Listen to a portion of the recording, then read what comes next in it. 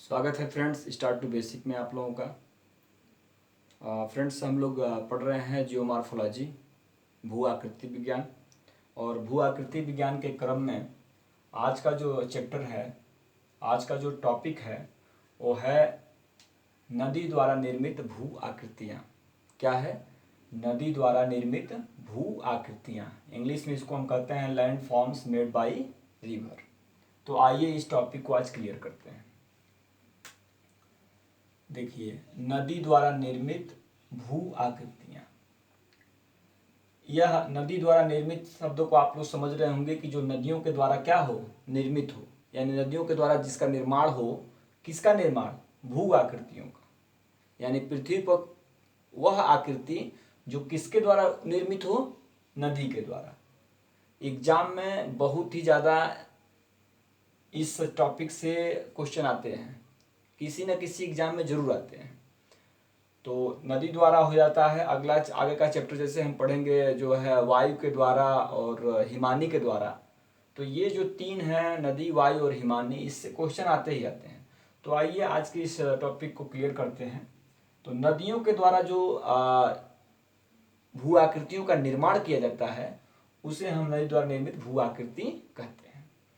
अब नदी चीज को पहले समझते हैं कि नदियों का उत्पत्ति क्या है और नदियां क्या क्या कार्य करती हैं।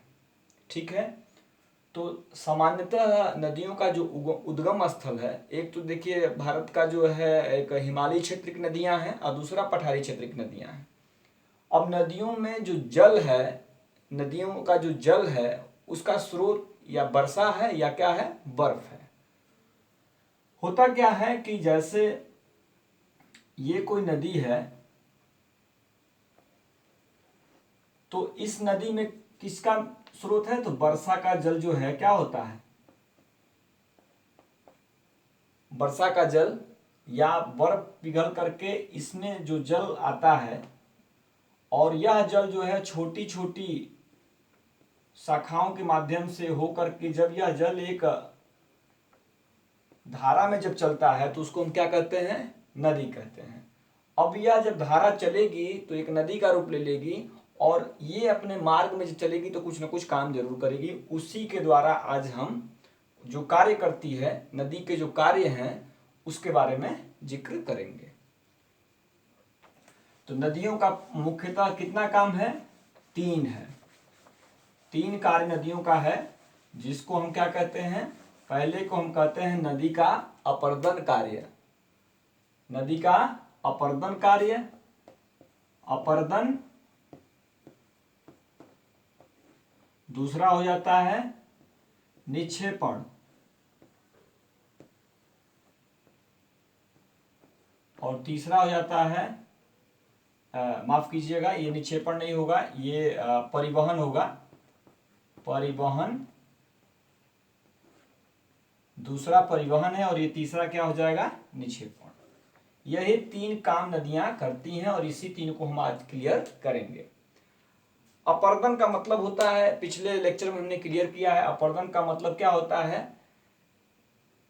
नदी जो है अपने जल के माध्यम से क्या करती है? चट्टानों को काटती है, उसको क्या कहते हैं? अपर्दन कहते हैं।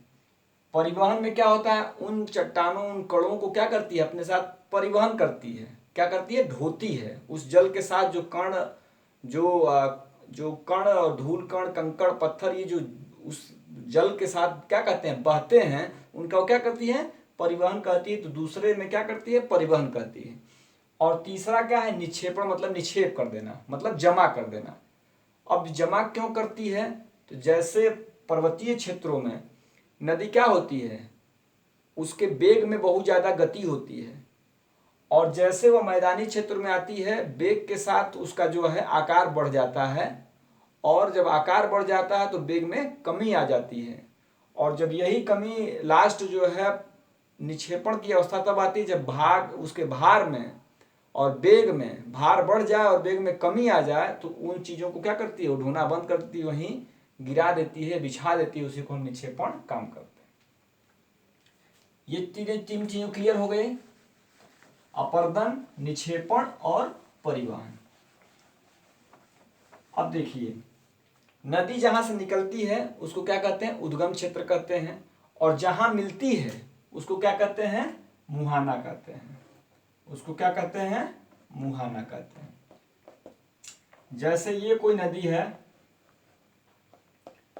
जब यहां से नदी निकलेगी तो इसको क्या कहेंगे हम, जहां से निकलेगी उद्गम कहेंगे, उद्गम क्षेत्र।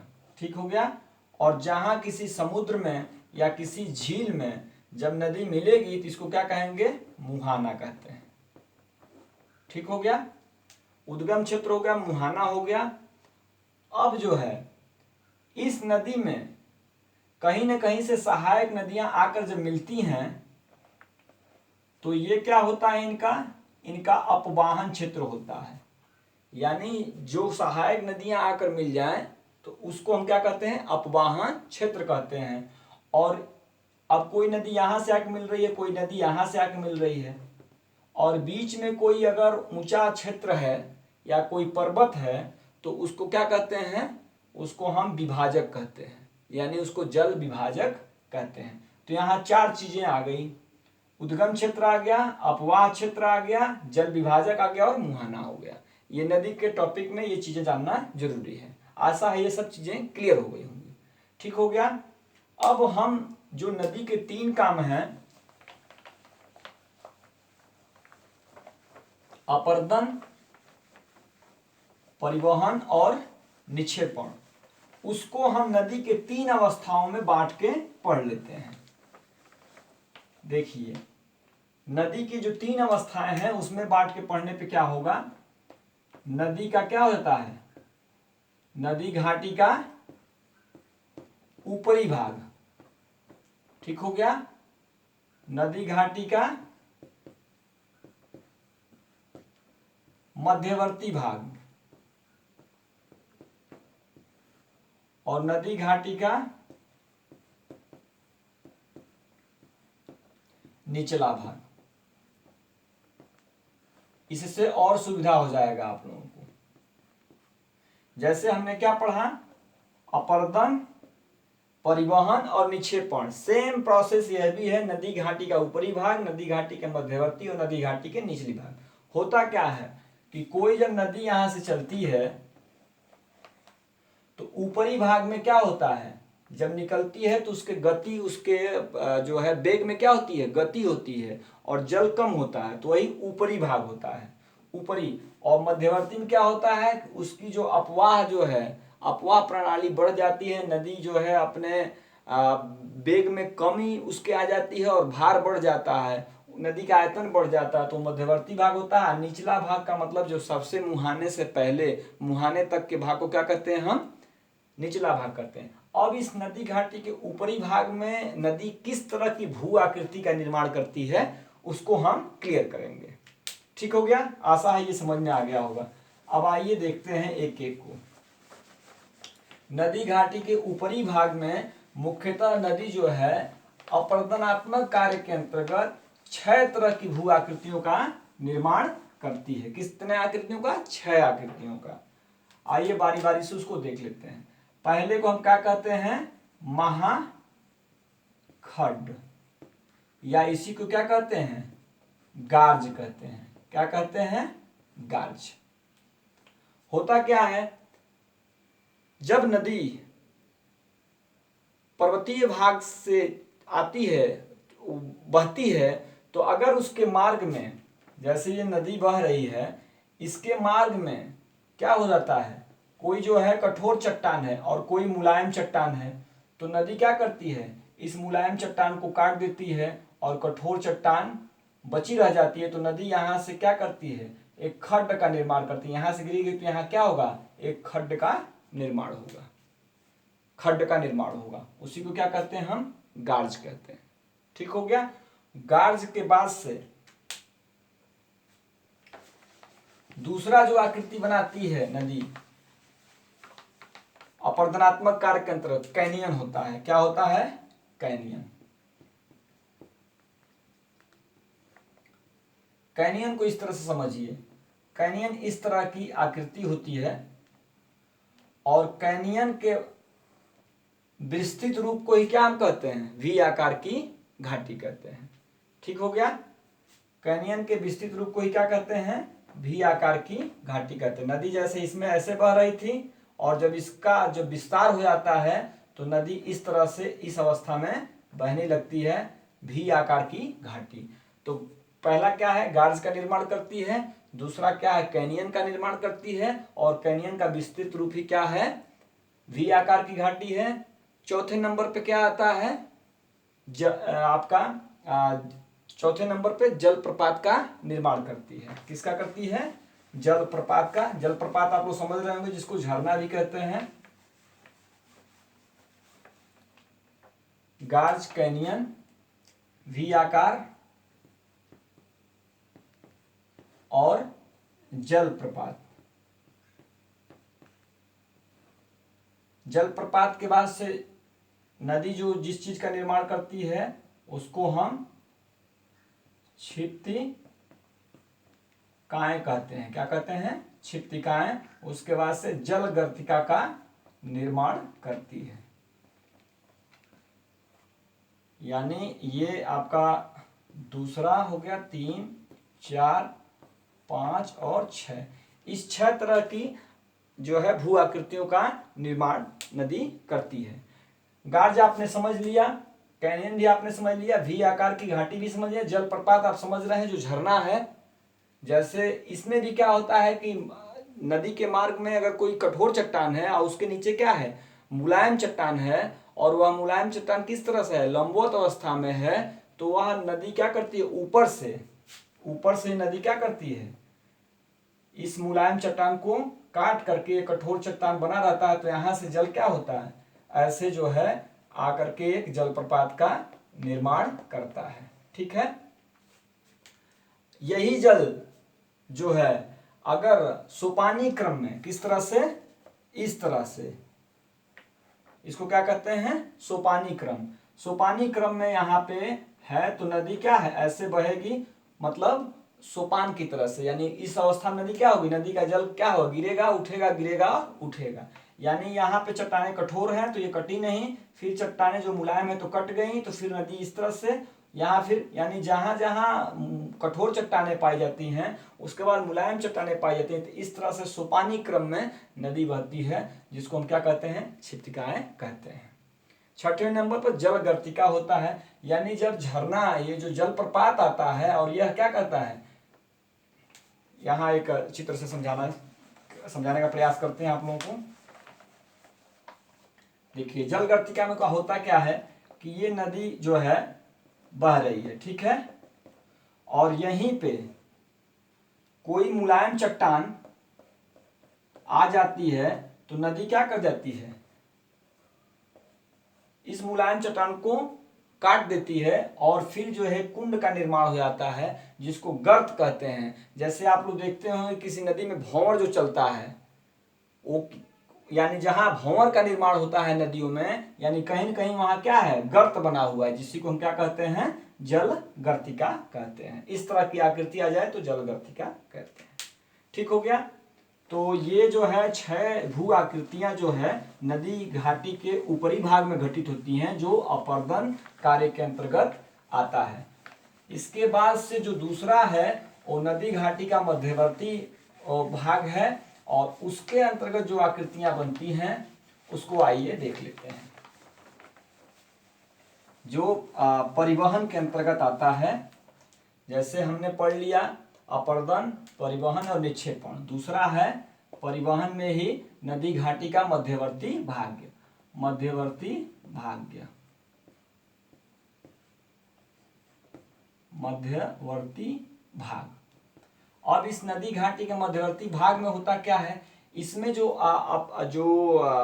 जिन भू आकृतियों का निर्माण होता है उसमें क्या है, तो इसमें आती हैं जलोढ़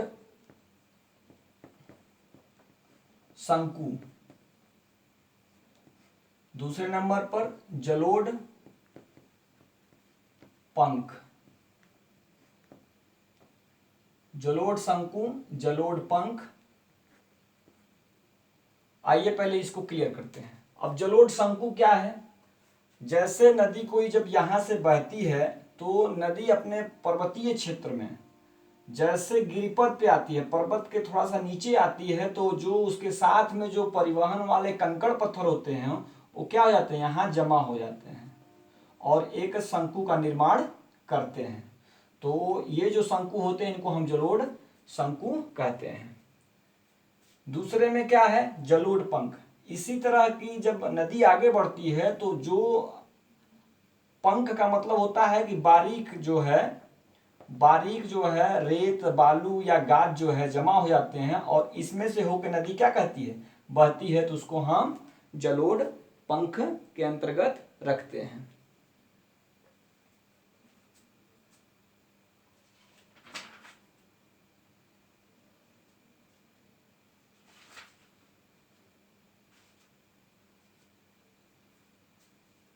जलोढ़ पंख के बाद से जो तीसरी जो आकृति बनती है उसको हम नदी विसर्प या गोखुर झील कहते हैं। ये बहुत ज्यादा एग्जाम में भी आता है, क्या कहते हैं, नदी विसर्प,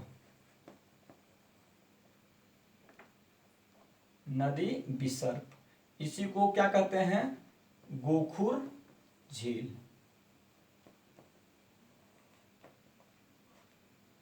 ठीक हो गया।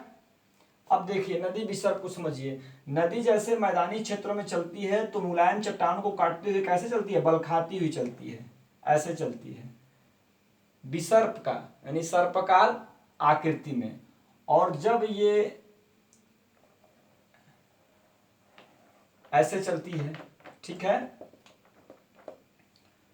तो ये जब विसर्प, यहाँ क्या होता है, जब नदी ऐसे आती है तो यहाँ पे कटान करती है, यहाँ पे कटान होगा उसका, और यहाँ पे क्या होगा, उसके जो जमाव है मलबा जो है यहाँ पे जमेगा। जब यहाँ कटान होगा तो यहाँ मलबा जमेगा।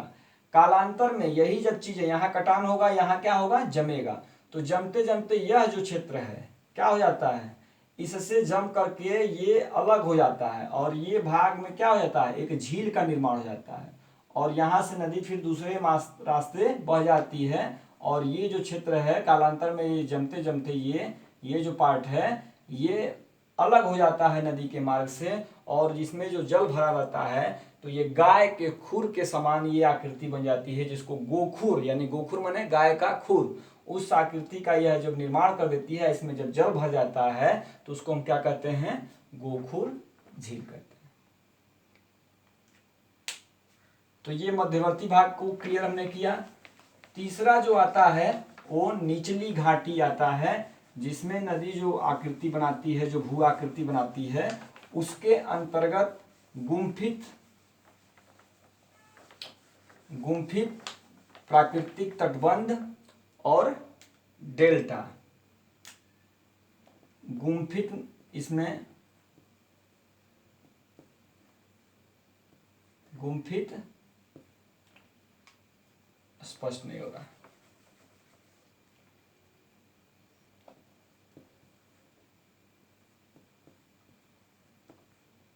गुम्फित, दूसरा जो है आपका प्राकृतिक तटबंध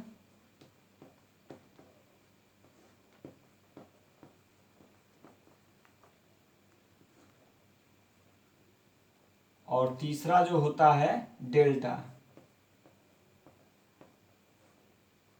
इसका निर्माण करती है। गुम्फित का मतलब समझ लीजिए, जैसे मैदानी क्षेत्रों में जब नदी अपने मुहाने के पास पहुंचती है उसके पहले उसके भार में और उसके बेग में कमी हो जाती है, और भार जो है, जो उसके साथ जो जल के साथ जो कण, जो मलबा, जो बालू रेत जो बह के आता है, उसको क्या करती है नदी, नीचे गिराना शुरू कर देती है।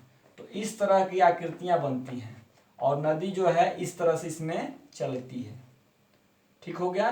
तो इसी को क्या कहते हैं हम, गुम्फित नदी जो है गुम्फित आकार बनाती है तो इसको गुम्फित हम कहते हैं।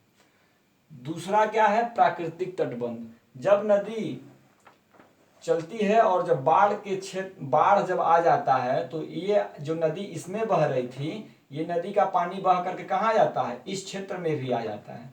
जो बाढ़ की स्थिति आ जाती है तो इस क्षेत्र में भी पानी आ जाता है। तो जो ये क्षेत्र में जो जल चला जाता है तो उसके साथ जो है रेत बालू गाद और जमा कर देता है, तो एक बाढ़ का मैदान का निर्माण होता है। और जब ये नदी पीछे हटती है तो यहाँ जो मुहान जो इसका तट है इस पर क्या हो जाता है, एक प्राकृतिक रूप से, और इसमें जो है बालू रेत मिट्टी गाद जो है जमा हो जाता है, जो एक तटबंध की तरह से दिखने लगता है। तो उसी को हम क्या कहते हैं, प्राकृतिक तटबंध। और ये जो क्षेत्र में फैल करके पानी जो है अपने साथ जितने भी लाए हुए रेत मिट्टी कण जो है जमा कर देता है, तो उससे जिस मैदान का निर्माण होता है उसको हम बाढ़ का मैदान कहते हैं। अब जब ये नदी जब किसी झील में या किसी समुद्र के किनारे जब मिलती है तो मिलने के पहले जो है इस तरह की आकृतियां बनती हैं, इस तरह की आकृतियां बनती हैं जिससे नदी क्या होती है, गुजरती है। तो उसी को क्या कहते हैं, हम डेल्टा कहते हैं। जैसे ये डेल्टा है तो इसमें क्या होती है, नदी इस तरह से ऐसे बहती है। तो ये जो निर्माण हो रहा है इसको हम क्या कहते हैं, डेल्टा कहते हैं।